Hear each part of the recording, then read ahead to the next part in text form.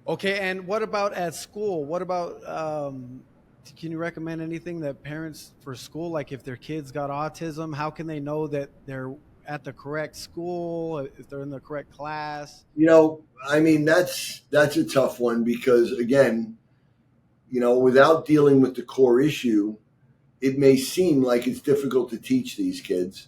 Yeah. And, traditional ABA and speech therapy often tells parents that your child is intellectually challenged, or they may be unteachable, or the only way we can do it is through ABA, through this rote memorization. But that's not true. That's why we work with something called letterboard spelling. And what we do is we get a lot of parents that we train on how to do that. And then their child can fully communicate with them, even without speaking. And then they can start to homeschool them. And we had one kid, it's on my Instagram. If people go on it, his name is Wesley.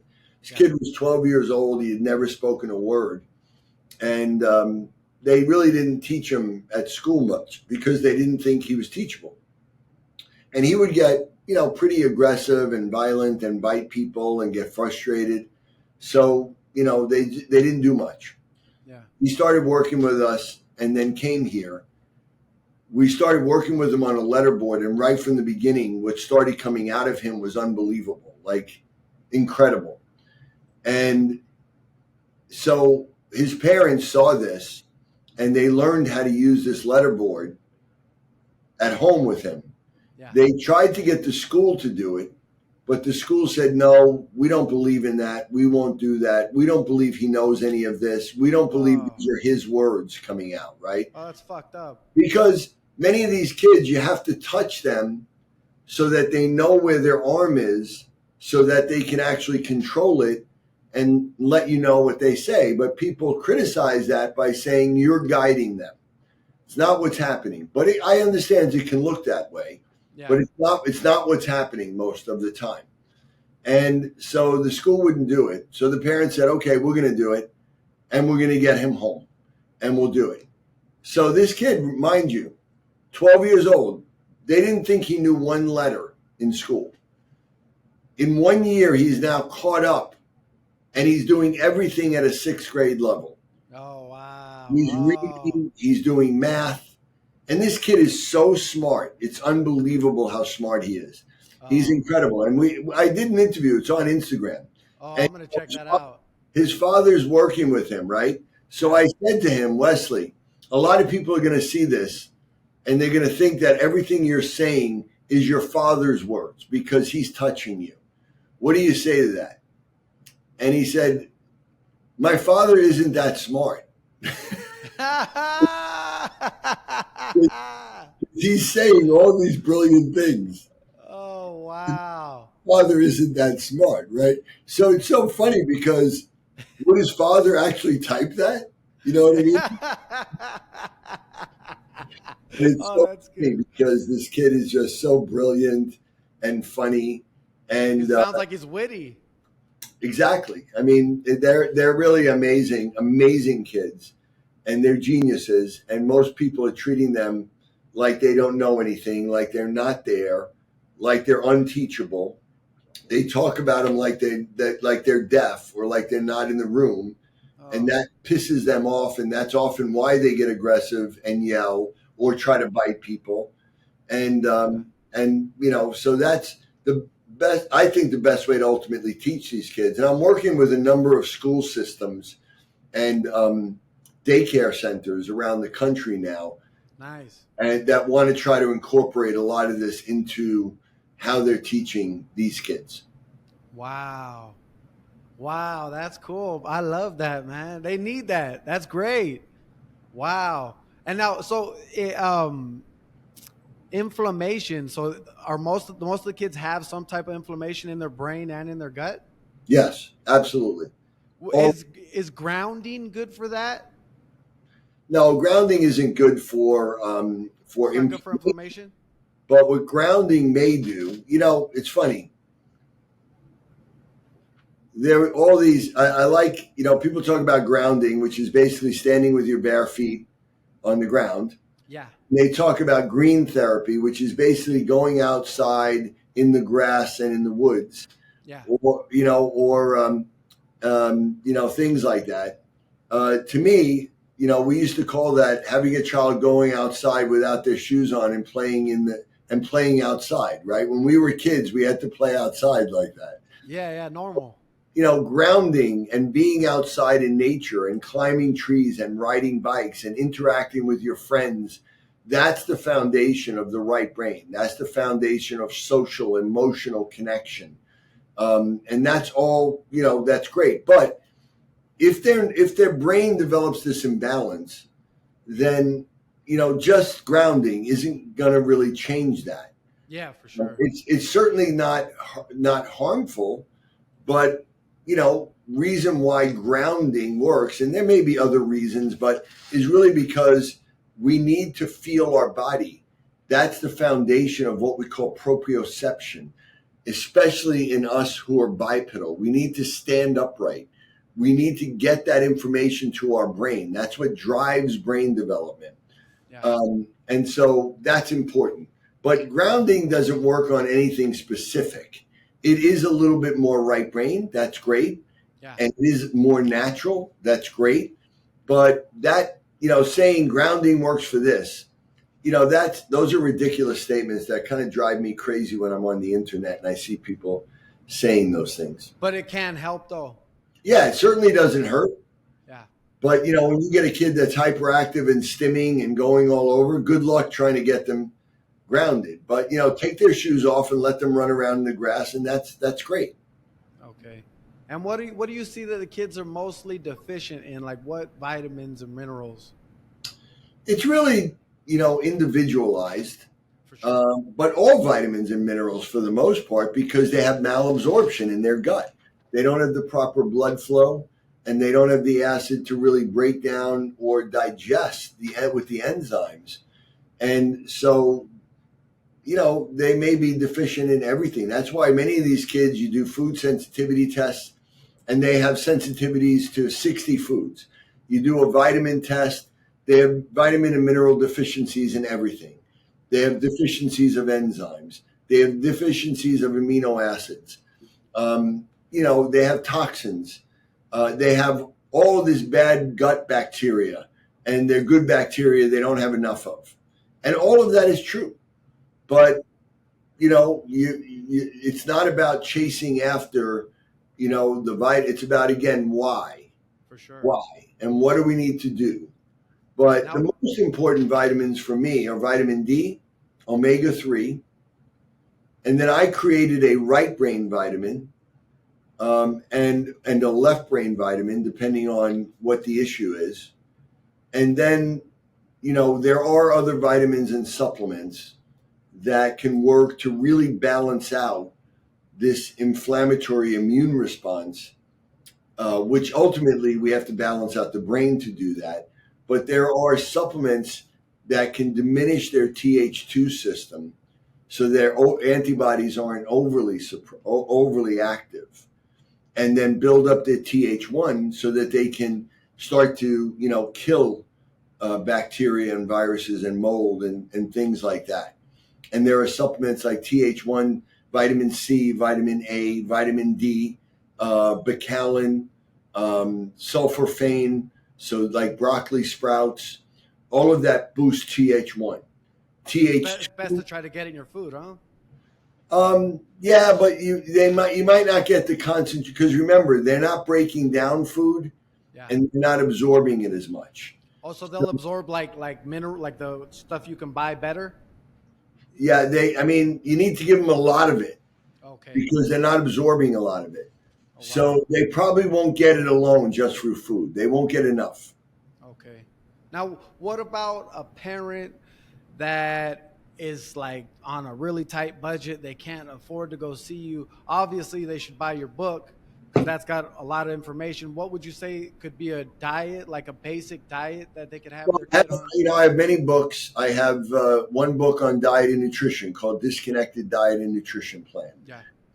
So if they go to my books, it gives them all the tools to do it at home if they can't afford anything. We do have virtual programs that we do, which are more affordable for people.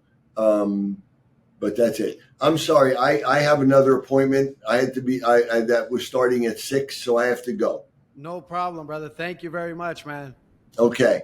All Thank right. you. My pleasure. Thank you very much. It's great. Thank you. All right. Okay. All right. Bye.